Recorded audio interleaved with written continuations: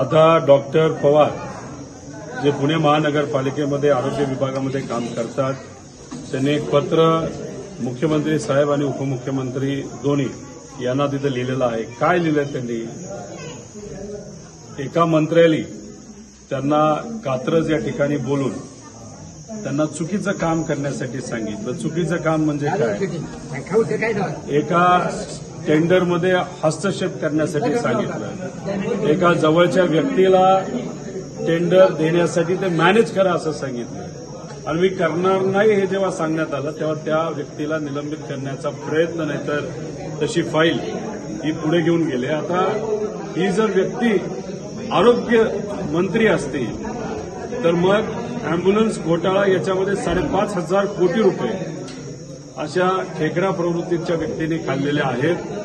त्याच्याचबरोबर आपण बघितलं तर अजून काही गोष्टी त्या विभागामध्ये चुकीच्या चालू आहेत आणि याच्यातच जर आरोग्य विभागातल्या अधिकाऱ्यांना सांगून जर टेंडर मॅनेज करणं सांगितलं जात असेल तर मग डॉक्टर एकनाथजी शिंदे साहेबांना मी विनंती करतो की लवकरात लवकर तुम्ही सर्जरी करा, नाहीतर ही जी खेकड्याची प्रवृत्ती आहे ती आरोग्य विभागाला पोखरून संपून टाकते.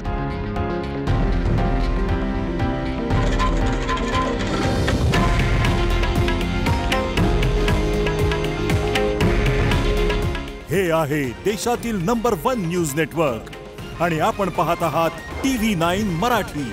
काळजी तुमची, हित महाराष्ट्राचं.